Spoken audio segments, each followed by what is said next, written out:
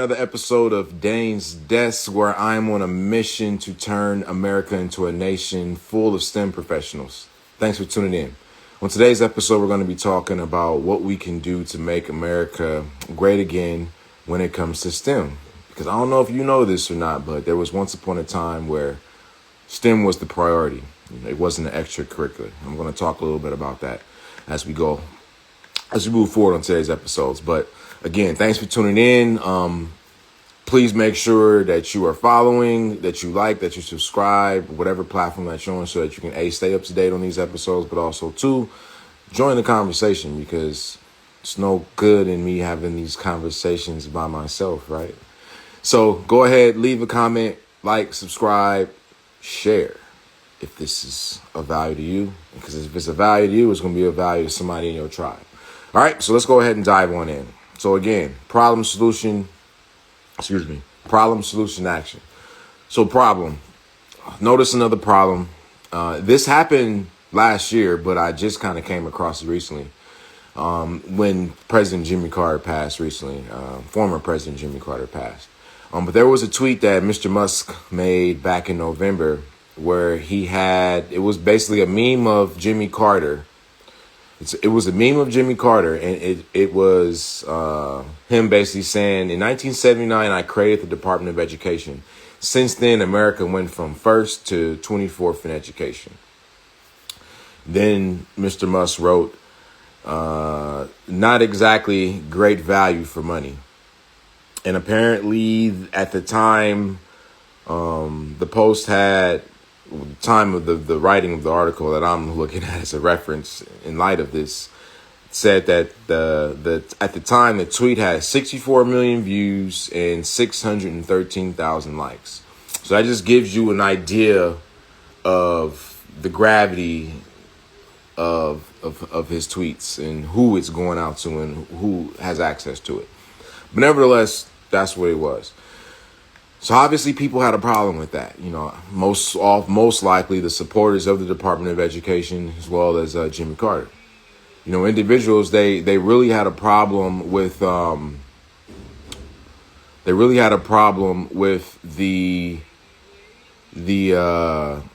I trying to say? They had a problem with the tweet, obviously, because it makes it seem like the Department of Education is unnecessary. It makes it seem like the Jimmy Carter, did a bad job per se.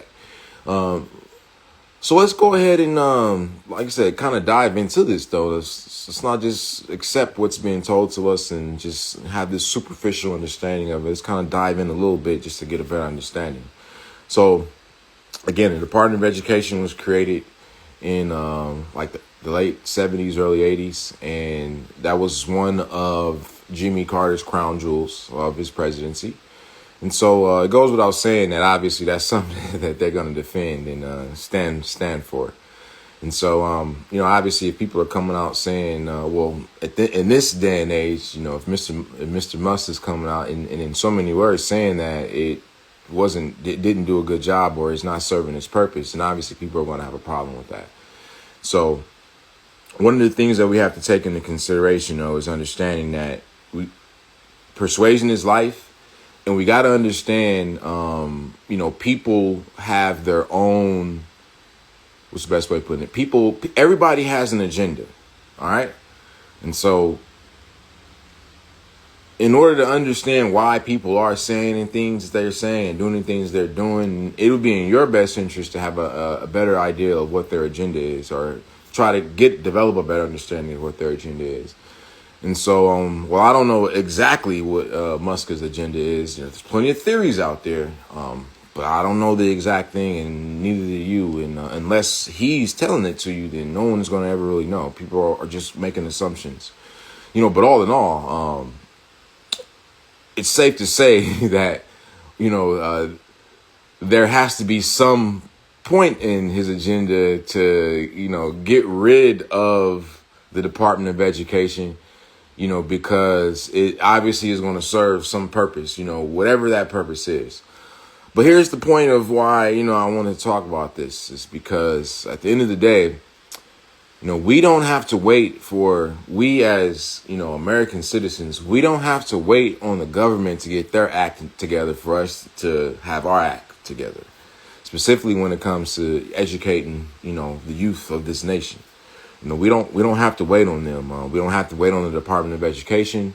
We don't have to, wait on somebody else to come save us, because at the end of the day, from my point of view, if there's smoke, then there's fire there. So there's some fire there, in the halls of government when it comes to education, and there's some puppeteering going along, and if you're not conscious of that, and if you're not aware of it, then you might be helping people achieve something that you may not realize you are helping them achieve. So again, that's why we got to take matters into our own hand, and take our kids' education into our own hand, take American youth's education into our own hand, as citizens, and be conscious of what we're doing, and understand that, we don't have to wait on them, quote unquote. We don't have to wait to see if the Department of Education is working. We don't have to wait. All right. And so, if we don't have to wait, and if that's a problem for some people, because again, I'm here to talk to the pioneers, the self-starters, the people with initiative, the game changers, the trailblazers, the risk takers. That's who my message is for. That's who I'm talking to. Like that's my tribe, and I understand what it feels like to have a vision for something great, but not necessarily have the confidence and the tools you need to turn that vision into a reality. And so it would help if there was somebody who at least had, some level of understanding of that predicament, who was just willing to, share, be a guide, Like, because everybody is the hero of their own story, but, we can all use a guide, right? So I'm just here to be the guide, and I'm not here to be the hero of your story. I'm just here to be to guide you along, the path that you might be trying to get down. But again, you just don't have a clear path to success, which is inhibiting you from having the confidence that you need to move things forward. And so, and secondly, the reason why, when it comes to education, why I'm specifically focusing on STEM is because everything we do in our life has a STEM component to it, whether we like it or not, whether we want to admit it or not. STEM is a part of all of our lifestyles, every day in every way, there's an aspect of STEM. And so if we can start exposing kids to STEM early and help them understand that no matter what they want to do, specifically when it comes to arts, for example, like every aspect of art has STEM elements. So if we are preparing and educating kids to be great at STEM, then that's just going to make the art that much more better, because a kid who has a better understanding of the science, technology, engineering, and math that goes behind, making music, playing sports, acting on the screen, creating items, products to buy. If they have a better understanding of the STEM behind these things they want to create, then that just means that what can be created in the future is just going to be that much more better, because we actually have people who have a thorough understanding of the elements in which they are using to create what they are creating. So that's why I'm like, again, a nation of STEM professionals, period, point blank. That's my concern. That's my focus moving forward. So let's talk about what we can do to make that happen, since we kind of have a better understanding of the problem. Again, the problem being that, there's some questions if the Department of Education works, if it's doing its job in educating Americans to be the best that we can be, to be number one. Because, again, we feel great and we think we're number one in everything that we do just because, we are Americans.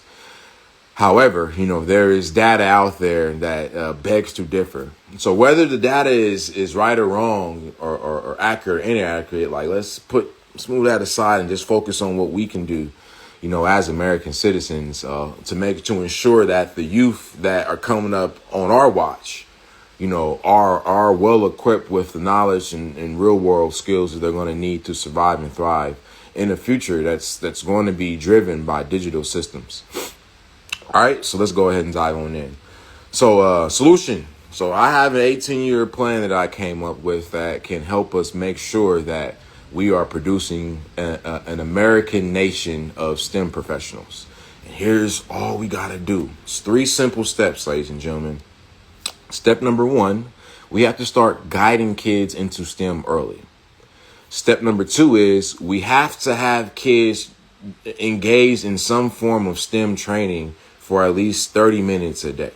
Step 3, we have to have kids completing at least 1 STEM project per month. And there you have it, ladies and gentlemen. My simple plan, my simple 18-year STEM training plan that I believe to be certain. I feel certain that this is going to help us make America great when it comes to STEM, especially when it comes to this next generation, Gen Beta. All we have to do is make sure that we are doing our jobs as our children's first and primary educators and guiding them so that they can be exposed to these STEM concepts and these STEM fields early in their life. So as they're growing up, as they're maturing, as they're developing and starting to figure out where they want to, what their place in this world is going to be, they're doing so from the state of mind of understanding how the world around them works, as opposed to them just kind of operating in the Lulu land of just this idea of, oh, I could be anything I want to be. I don't necessarily have to know how to do what I want to be, but I could just be anything I want to be, and I'm gonna just figure out how to make it happen after I get into debt in most cases, and I got to spend the rest of my life paying this off. So let's do some preventative work. Some proactive work, I should say, up front. And making sure that we, on the front end, do our job to expose these kids early and often so that they don't have to wait until they're, let's just say north of 18 and trying to figure out, like how to live the life that they want to live for themselves. But again, they're not really approaching it from a place of genuine exploration, because again, they're more so operating through fear of trying to make sure they keep a roof over their head and their bills paid. So again, we have to do something as the adults here, so again, we got a whole new generation to work with now. And so all babies born from January 2025, I think on to like 2045, I believe. 2025, 30, yeah, 24. So basically 20 years. Or 18 years in a sense. Well, 20 years. We'll just say 20 years. Even though I do have an 18-year plan. Because that's the legal age of adulthood. But again, we got about 18 to 20 years to get this right. All right. So let's talk about, like I said, I already talked about the plan that we got to do to get this right. So again, we got to guide the kids in the STEM early. So the way we're going to do that, we're going to talk about that in action. But we got to guide them in the STEM early again. That's step number 1. We, as the adults, we have to guide them into this. So again, we're not the hero of our kids' story. Our kids are the hero. American youth, they're going to be the hero of their story. Our job is to be their guide, to make sure that they get from where they're at to where the nation is going to need them to be in the future. You feel me? So we are the guide, which means that we don't even have to be the expert or the instructor. We just have to be the guide. All right. So you don't have to be an expert. You don't have to be the hero. You just have to be the guide. And your job is just to guide them towards STEM. The next, we got to have them locked and loaded for at least 30 minutes of the day. The reason why I said 30 minutes a day is because, again, we take the typical, TV show or sitcom is usually going to be a 30-minute show. So, are we willing to commit and dedicate and make a standing appointment, in our kids' best interests, for their adulthood on every day of their lives for 30 minutes? They are invested. They're engaged in training for STEM 30 minutes a day, every day until they turn 18. Just imagine, let's just say, because again, kids we start teaching them, the alphabet and numbers and counting, with around, about 2 years old. So we can start teaching kids, start exposing kids to STEM when they're around 2 years old. So we got about, like I said, 2 to 18 for the most part, which is 16 years actually. So we got about a good 16 years to get them, to guide them down this path. You know what I'm saying? Because again, going back to understanding STEM, if like music, for example, like STEM is heavily involved in music.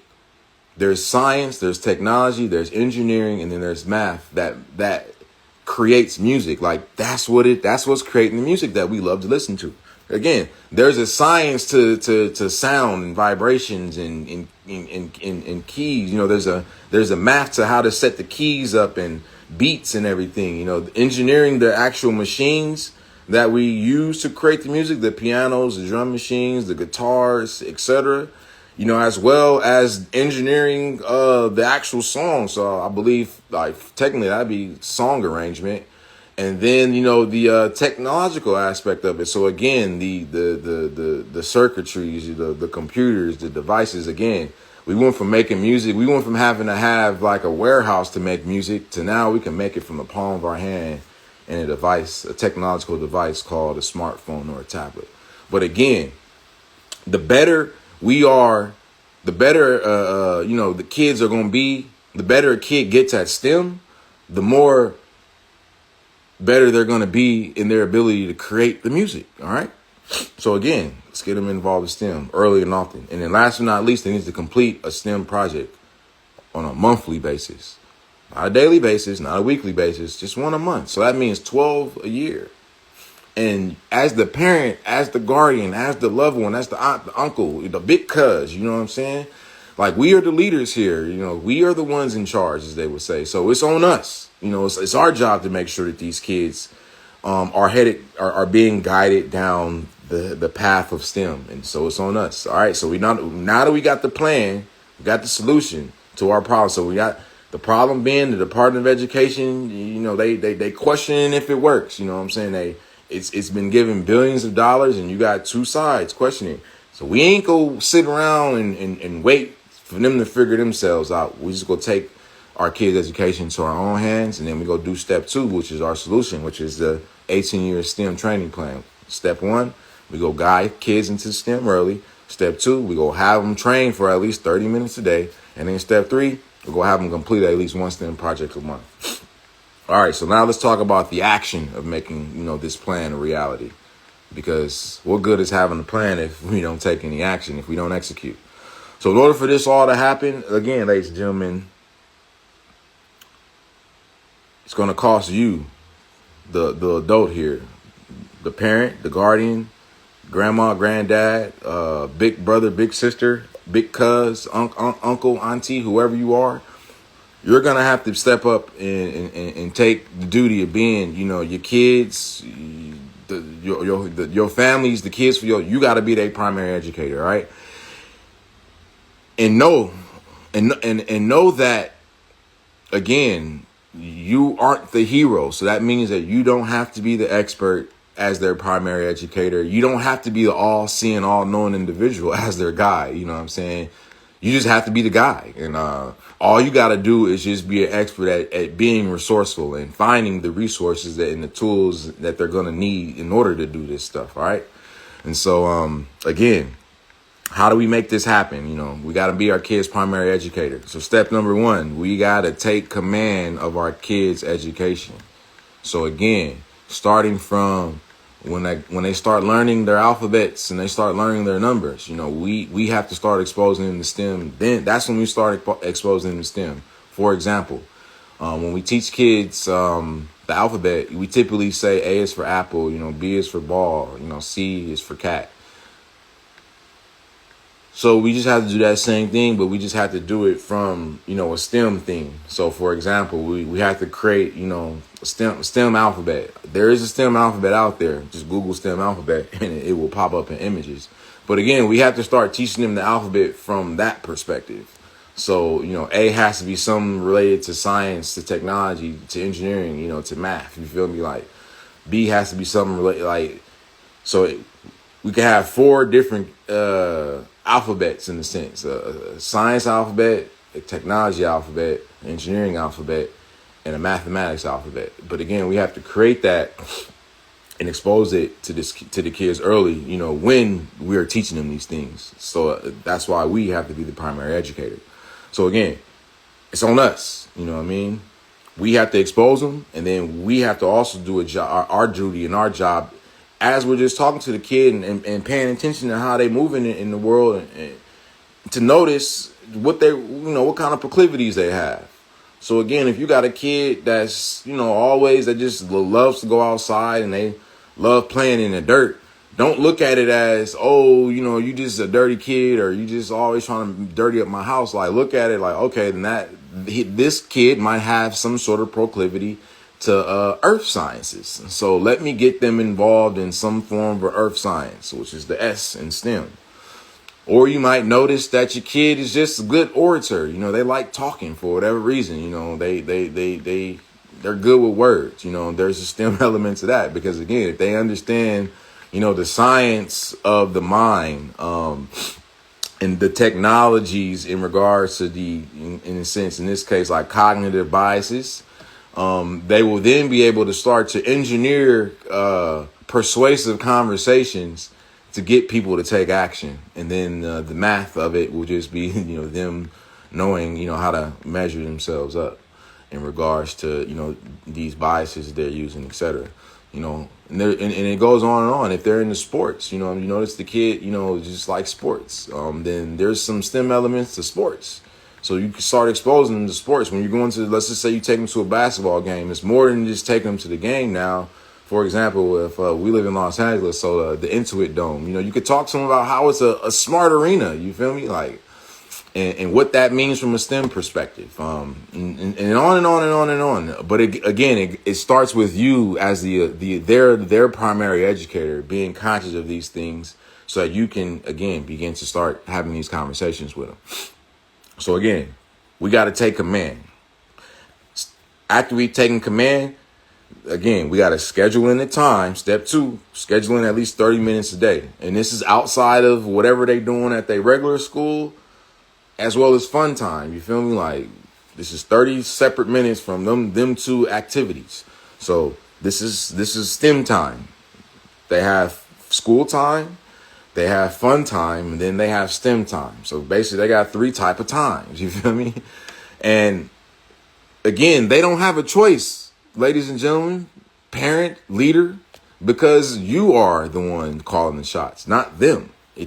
It doesn't matter. They don't know any better. You feel me? Like, if we don't think that it's like, one thing I've always thought to myself is like, it's fascinating to me how we don't believe, these 2, 3, 7, 9, 14-year-olds is competent enough to choose what they can eat, who they can associate and hang out with. But we do believe they're competent enough to pick their careers.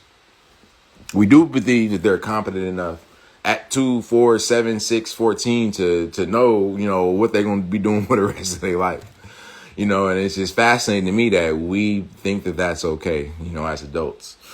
So let's change that, ladies and gentlemen. Like, let's start doing our job as our kids' primary educators, so that we can, produce a nation of STEM professionals who are going to be able to thrive and survive in whatever type of future that's, driven by digital systems and technology that's thrown at them. You feel me? Like, that's the goal. All right.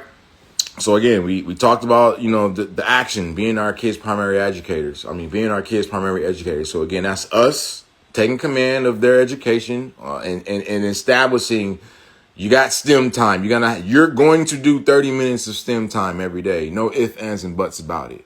7 days a week until you become a legal adult. So from the time, like 16 years, so I got to do a 16-year bid at the end of the day, from two to 18, basically. These kids got to do a 16-year bid in STEM training. Like, no ifs, ands, and buts about it. All right. Next. Again, we talked about you scheduling the time, 30 minutes a day. Now, who is going to be your child's instructor? Who is going to be the expert in this case? Because we do have a lot of the technological innovations that we've been privy to over the last couple of decades, believe it or not, ladies and gentlemen, everything, all the resources that you need, all the resources we need, I should say, for the most part, to get started on our journey to turn America into a nation of STEM professionals is just internet access and a device that can connect to the internet. And last time I checked, whether the household is in poverty or not, like, we all got at least them two things. We got devices that can connect to the internet, and we got an internet connection. All right. So we got the basic tools that we need in order to make this happen. So we got us as the kids' primary educator, and letting them know that they will be doing STEM time. No ifs, ands, and buts about it. At least 30 minutes a day, every day, until they become an adult. And the way we're going to do that is with these tools called the smartphones that we give them to watch YouTube and Netflix on, or these tablets or these laptops or these desks, whatever we get, 9 times out of 10, I be seeing kids like 2, 3, 4, 5, 6-year-olds with full-fledged tablets. You feel me? With creative cases and all. So they got it. They got the tablet and they got the internet access. So there's no excuse there, because we're going to be using free tools to get started. All right. And that first free tool we're going to be using to get started is called Khan Academy. KHAN Academy. Go to your app stores, Google Play or Apple, type in Khan Academy. It's going to be one of the first ones that pop up. So on every device in the household, you need to download Khan Academy onto it. All right. Every smartphone, every tablet. And then obviously on the desktops and the laptops, you can just go to the khanacademy.com and access the platform there. But again, Khan Academy is going to be your child's instructor, and that's going to be the expert that teaches your child STEM. All you got to do is just make sure that they're doing it. That's it. That's all you got to do is just be the overseer. Just ensuring that they're doing their job. Now, what does this 30 minutes look like? It could be one of multiple things, but as of today, as of this recording, like, this is what I'm thinking. Because again, most of the lessons in Khan Academy aren't 30-minute lessons.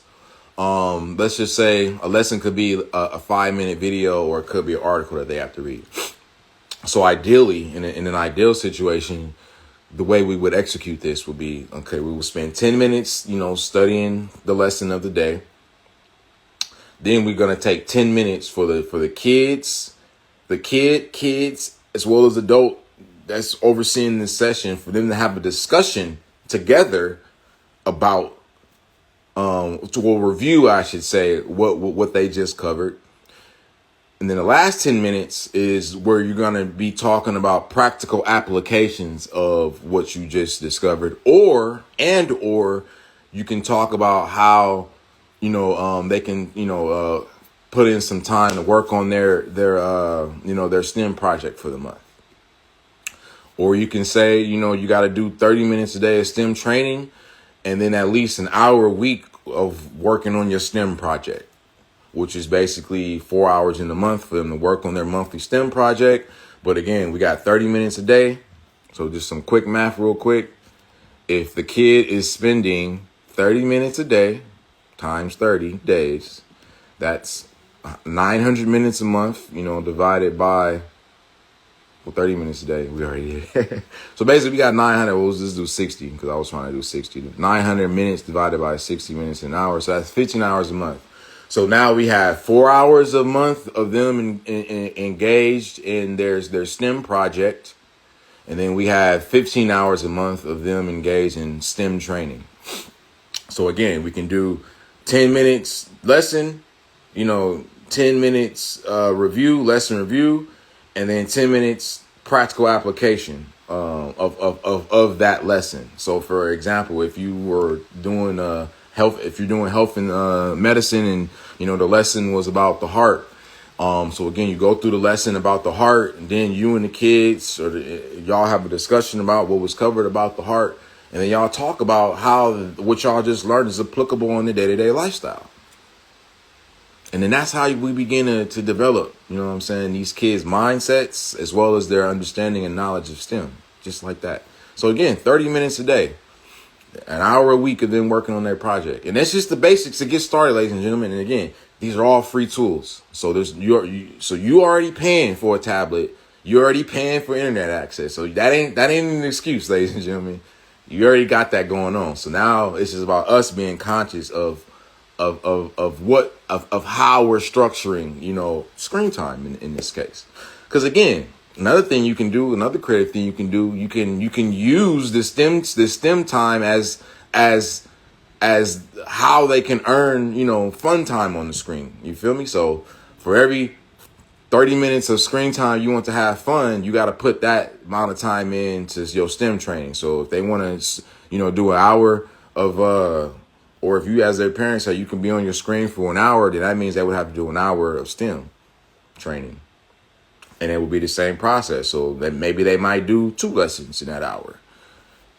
10 minutes going over the lesson, 10 minutes talking about reviewing the lesson, and then 10 minutes talking about how what they learned in that lesson is applicable in everyday life, practical use. Or you could just do 10 if you two lessons. It's just your choice. But again, just make the most use of your time. My recommendation to you, ladies and gentlemen, would be though, break the 30 minutes into 10-minute segments, 10 minutes lesson, 10 minutes review of the lesson, and then 10 minutes of y'all holding court about what y'all all just basically learned. Do that 30 minutes a day, 7 days a week. And again, I guarantee you're gonna start to see some changes in yourself and your kids as well as your family dynamic. You might start to notice that, you guys are developing a lot stronger bond and connection with each other, as you guys are learning together. All right. But again, it's just that simple. All right. So we talked about taking command or action in regards to taking command by being the primary educator for the kids. Then we talked about scheduling in time, 30 minutes a day on Khan Academy for them to learn these different STEM topics. And before we move on, and again, STEM, so science, technology, engineering, math.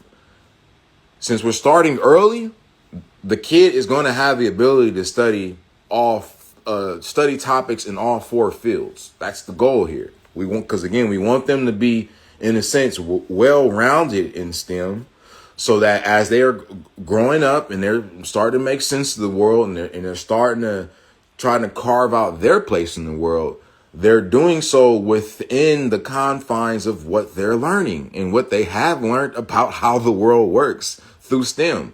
So again, it's just going to give them a sharper perspective on life, so that as they are figuring out, where they want to be and what they want to do, it's on point in regards to or on code in regards to, they're going to be doing something that's going to be important for their future in this digital world that's coming.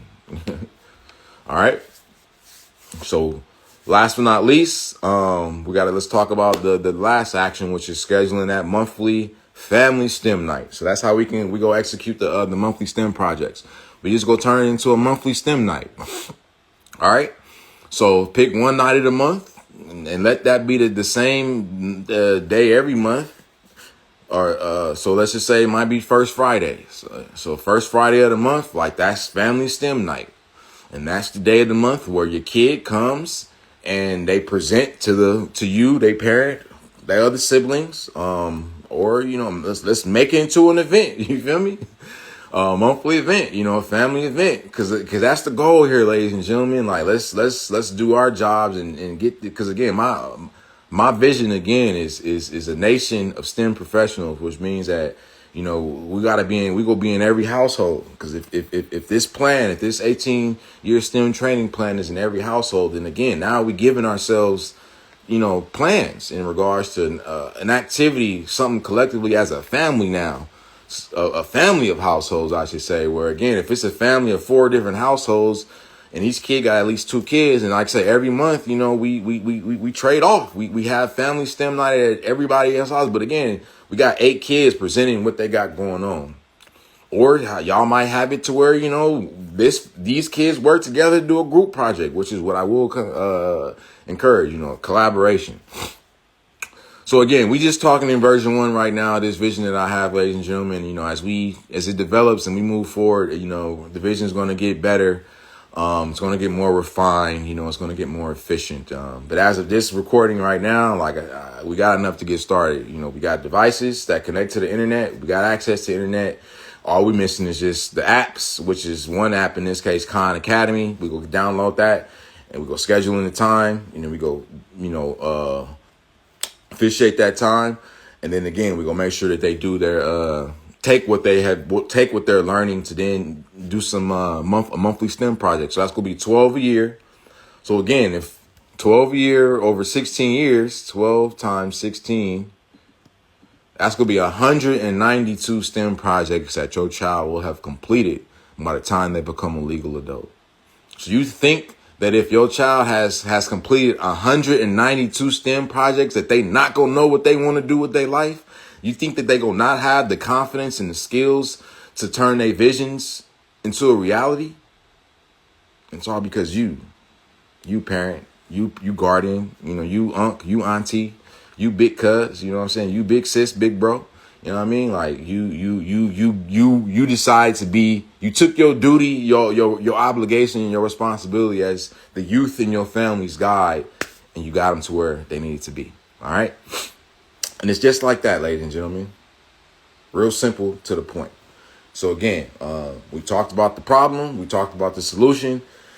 And we talked about some action that we could take to make this happen. So again, the vision here, we want a nation of STEM professionals. And we're going to use free tools with the devices that we are already paying for and the service that we are already paying for to make this happen. All right. So there's no excuse. As the Drew League says, no excuse, just produce. So that's where we just focus on what we got to do to produce. What's next? All right, ladies and gentlemen. So to close things out, I want to obviously thank you for tuning in. If you enjoyed this episode, please be sure to subscribe. Make sure that you like the video. Make sure that you leave a comment and make sure that you share this within your network. All right, because it's going to take all of us to make any one of us successful. And again, to recap, the plan is simple. We got to expose the kids to STEM early. So I'm talking about early, I mean when we start teaching them their alphabets and their numbers, then we got to start scheduling 30 minutes a day of STEM training every day.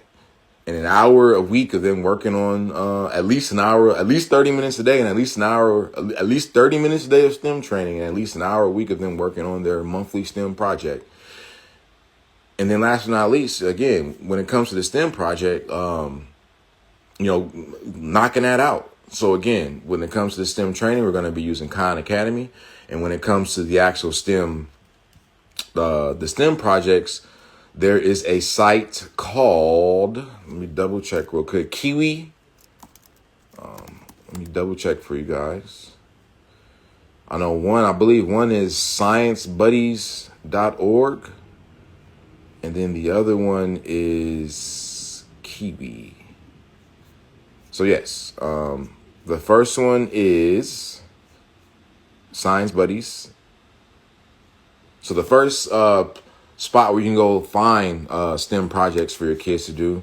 And again, they have all your instructions, everything you need, the tools, the materials, most of which is you can find around your house for the most part, or it can be purchased from your local grocery store. It's all right there. You know what I'm saying? But again, you as the parent, you have to do your job of being your child's primary educator to stay on top of this. All right.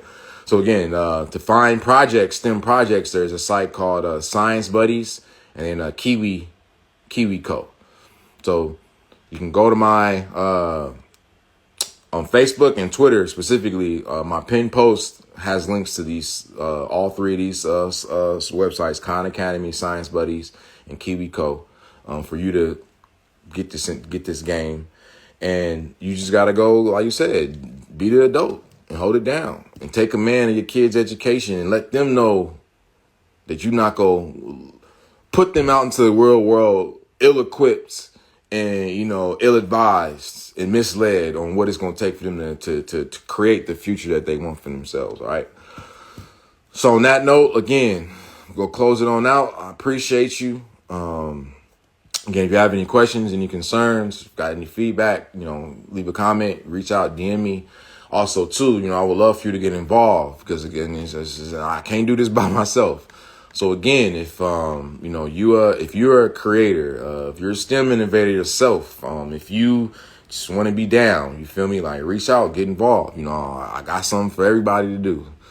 It's just a matter of us organizing and not getting distracted, by the BS so that we can stay focused on what we got to do next to turn America into a nation of STEM professionals. All right. On that note, Dhane Diesel out. Peace.